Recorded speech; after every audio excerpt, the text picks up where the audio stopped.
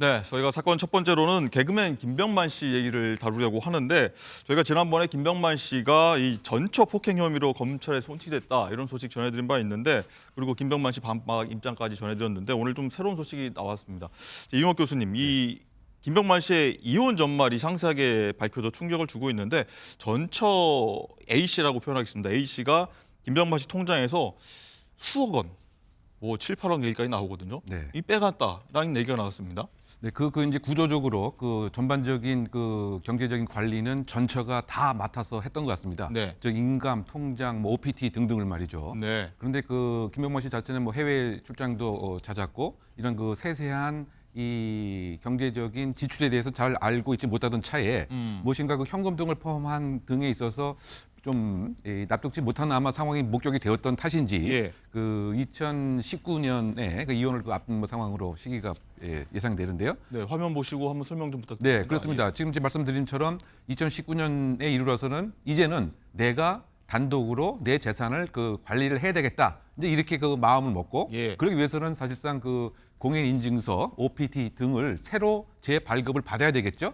그래서 이제 그 은행을 이제 방문을 해서 재발급을 받는 그 시기에 네. 지금 그 전처 그 A 씨가 하루에 무려 그 4곳의 그 은행을 기존에 갖고 있던 통장, 도장 등을 갖고서 김병만 씨 통장과 도장을 갖고서 무려 6억 7천만 원에 오. 해당되는 금액을 하루 만에 다 인출을 하기 시작했던 것이죠. 오. 그리고 실제 또 인출도 그 성공을 했고요. 그러니까 이 얘기는 결국은 이 본인이 모든 재산을 빨리 획득을 해야 되겠다라고 하는 마음이 굳건했다라고 이제 평가할 수밖에 없겠죠. 그리고 그 이후에 이제 2020년에 그 이혼 소송이 제기되었는데 네. 그 이혼 소송이 그 제기되는 그 상황에서도 소위 그 ATM에서 현금으로 300만 원씩 계속 찾으면서 1억 원 가량을 또 돈을 빼갔다라고 하는 것이 또 새로 밝혀진 내용입니다. 네.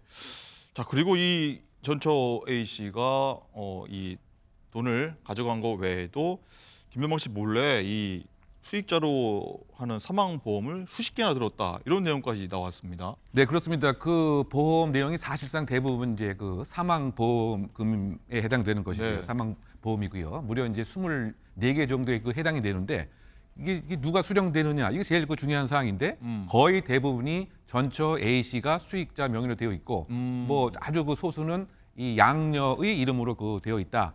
그리고 이와 같은 사실을 전혀 김병만 씨는 모르고 있었던 거죠. 그리고 이것이 이제 그 소송을 진행하는 과정에서 뭐 다른 재산이 있는가를 찾는 법원의 그 과정 중에서 네. 이것이 그 밝혀졌다. 밝혀졌다.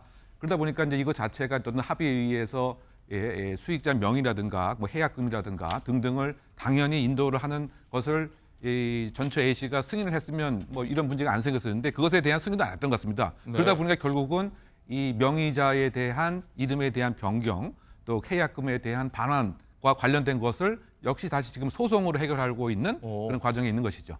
지금 화면에 보시겠지만 뭐 정글에도 많이 가면서 김병만 씨가 위험한 일을 좀 많이 하긴 하지만 이렇게 여러 가지 사망보험을 들었다는 거는 좀 이례적인 거 아닙니까?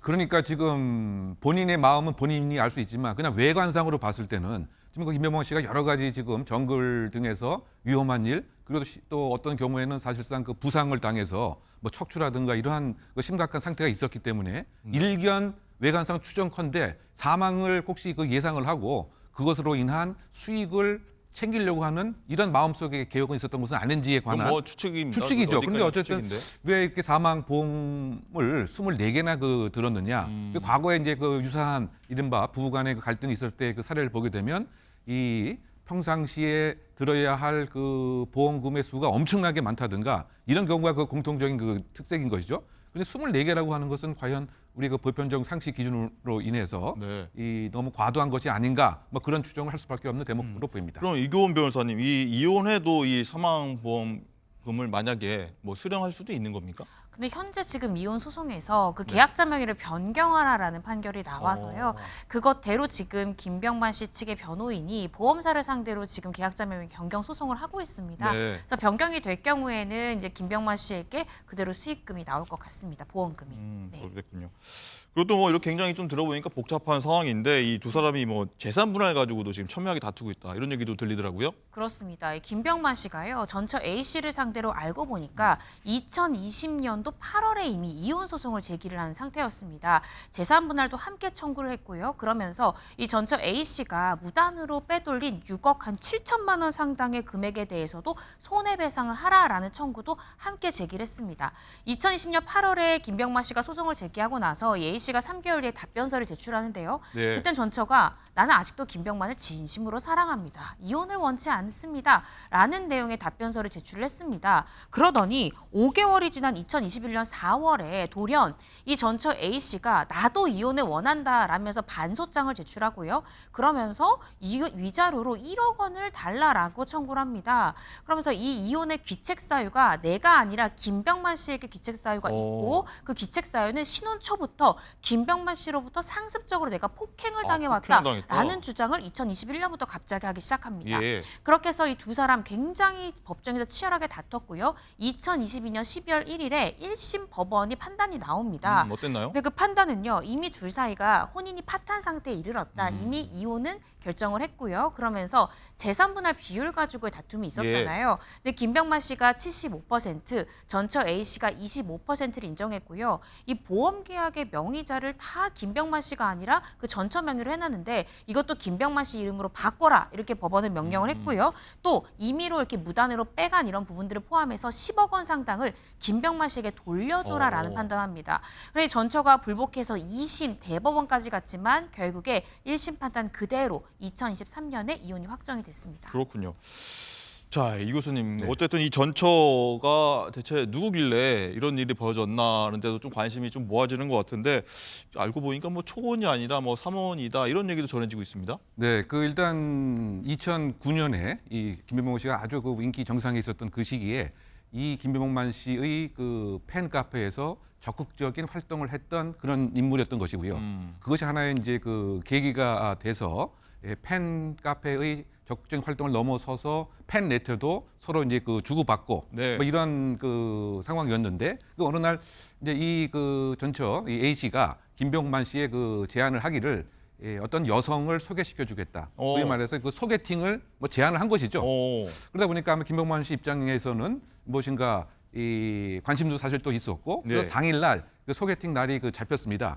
그래서 이제 김병만 씨가 이제 나갔는데 아무도 나타나지 않았고 예. 어쨌든 소개팅 주선자가 지금 그 전처 A 씨죠. 근데 이 전처 A 씨가 하는 얘기가 사실상 병만 씨에게 나를 소개시켜 주고 싶었다. 아, 나를요? 네, 그 본인이죠. 소개팅에 자기가 나와서 나를 소개시켜주겠다. 네, 그러다 보니까 이제 김병만 씨 그 입장에서는 무엇인가 좀 감동 아닌 감동도 왔고 무엇인가 마음이 열려지게 되는 그런 그 계기가 돼서 소위 말해서 이제 그 연애 감정이 더 발전돼서 결국은 이제 결혼까지 이제 하게 되는 이런 그 과정을 거쳤고요. 그런데 지금 잠깐 뭐 지적을 하신 바와 같이 그 시점에서 김병만 씨는 이제 초혼이었고 이 전처 그 A 씨는 이미 그 2번 결혼을 했던 거죠. 예. 그러나 김병만 씨와의 결혼은 그 3번째 결혼이었고 그 전 남편의 그 딸이 함께 있었습니다. 네. 그때 그 초등학생 그 나이였는데요. 아, 딸도 있었다. 네, 딸도 있었는데 이제 그 김병만 씨가 그 적극적으로 친자 입양까지 하게 되었던 이런 입양까지. 상황이었고요. 예. 지금 이제 이런 그 이혼 소송과 갈등이 진행되는 과정에서 김병만 씨 입장에서는 모든 인연을 이 전처 A 씨와 끊고 싶다라고 하는 그런 상황에서 이 입양한 그 전 초등학생 그 딸에 대해서 이제 파양과 관련된 소송을 제기를 했습니다만 네. 이 딸 자체가 동의를 안 하고 법적으로는 결국은 이 파양 소송에서는 패소를 하게 되는 이런 상황으로 정리할 수가 있겠습니다. 자, 이고은 변호사님, 그러면 이 전처의 딸 파양이 안 된다. 그러니까 입양했던 거에서 다시 이제 내 딸이 아니다라고 이제 소송을 건 건데 안 됐다고 하면은 이 상황은 또 어떻게 이어가야 됩니까? 그러니까 지금 파양을 놓고도 이 전처가 계속해서 돈을 지금 벌고 넘어지고 있는 상황입니다. 왜냐하면 파양을 원한다라고 당연히 파양을 해야겠죠. 이혼을 하니까요. 예. 그렇게 얘기했더니 전처 측의 입장은 파양 동의서를 받으려면 김병만 씨가 재산 분할을 안 받는다는 조건이 우리가 파양 동의서 써주겠다는 거예요. 근데 재산 분할을 포기한다라는 거는 지금 수십억 원을 포기하라는 논리니까 네. 김병만 씨 측의 변호인은 동의할 수 없다는 입장입니다.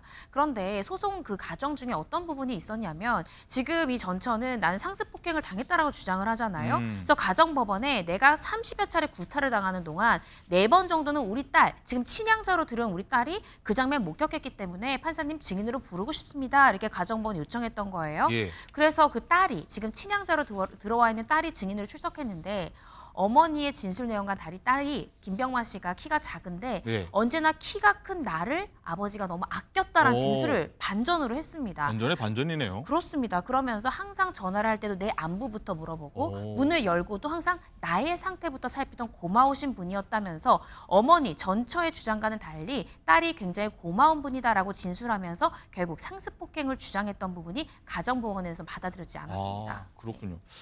어쨌든 이 전처 A씨 고소로 김병만 씨가 검찰에 송치가 되는데 그럼 향후에 어떤 수사가 좀 이루어지고 재판은 또 어떻게 흘러가게 될지 한번 좀 예상 좀 해보시죠. 네, 지금 전처 A씨 같은 경우에 가정법원의 이혼소송 과정 중에 내가 상습폭행을 김병만으로부터 당했다 주장을 했잖아요. 네. 그런데 3심 대법원까지 인정을 하지 않았습니다. 그럼 여기서 멈췄어야 되는데 또다시 이게 가정법원에 들어주지 않으니까 형사 고소를 한 거예요. 상습폭행, 상해, 심지어 강간치상까지 내가 김병만 씨로부터 당했다라고 전처는 주장을 했지만 경찰에서는 혐의점이 없다고 봤습니다. 왜냐하면 폭행을 당했다, 심지어 강간치상을 당했다라고 주장하는 때 김병만 씨의 출입국 조회를 떼보니까 김병만 씨가 해외에 있었던 거예요. 해외에 있는 사람이 강간을 할 수는 없고 폭행을 할 수 없지 않습니까? 그렇군요. 그래서 경찰에서는 혐의가 없다고 봤는데요. 현재는 이 사건 경찰 손을 떠나서 검찰이 수사 중입니다. 수사 상황을 좀 더 지켜봐야 될 것 같습니다. 네. 하나 둘 뜯어보면 뭔가 석연치 않은 구석들이 많은데 네. 사건 전개가 좀 어떻게 될지 한번 지켜보도록 하겠습니다.